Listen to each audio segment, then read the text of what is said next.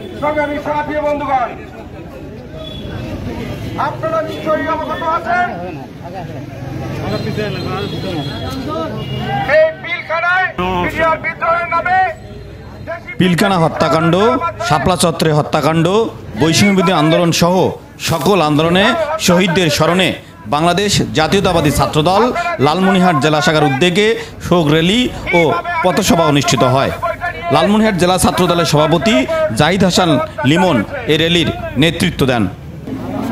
যে শোক র্যালিতে অংশগ্রহণ করেছি, আপনারা সকলেই জানেন বিগত ফ্যাসিস্ট জালিম হাসিনা সরকারের আমলে বিডিআর বিদ্রোহ, হেফাজতে ইসলামের তাণ্ডব, শাপলা চত্বরের গণহত্যা, সাগর রুনির হত্যা সহ এই দীর্ঘ 15-17 বছর এই সরকারের বিগত সরকার আমাদের অসংখ্য নেতাকর্মীকে হত্যা এবং খুন করেছে। তারই প্রতিবাদে আজকের এই শোক র্যালি।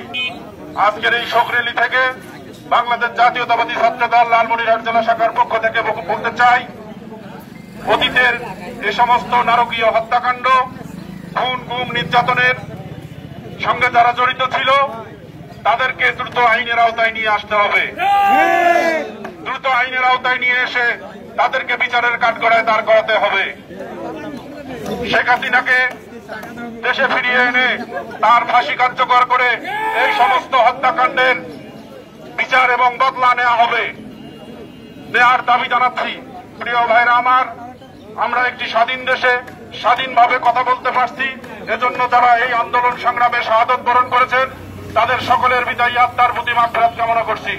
যারা অসুস্থ আছেন তাদের সুস্থতা কামনা করছি এবং যারা এই সংগ্রামের নেতৃত্ব দিয়েছেন সকলকে আমি আমার সংগঠন বাংলাদেশ জাতীয়তাবাদী ছাত্র দলের পক্ষ থেকে আন্তরিক শুভেচ্ছা এবং অভিনন্দন জানাচ্ছি।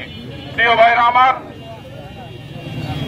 এখন থেকে কোনো অন্যায়, কোনো জুলুম, কোনো নির্যাতন যদি করা হয় তাৎক্ষণিকভাবে ছাত্র সমাজ তার প্রতিরোধ করে তুলবেন এবং প্রতিরোধের মধ্য দিয়ে সকল অন্যায় অপকর্মের দাঁত ভাঙা জবাব দিবেন। পাশাপাশি যেহেতু আমরা ছাত্র সংগঠন, আমাদের প্রতি দলের যে সংগঠন বাংলাদেশ ছাত্রলীগ, সেই ছাত্রলীগের যদি কোনো নেতা কর্মীকে আপনারা সংগঠিত হতে দেখেন তাৎক্ষণিকভাবে প্রতিরোধ করে তুলে তাদেরকে প্রতিহত করতে হবে।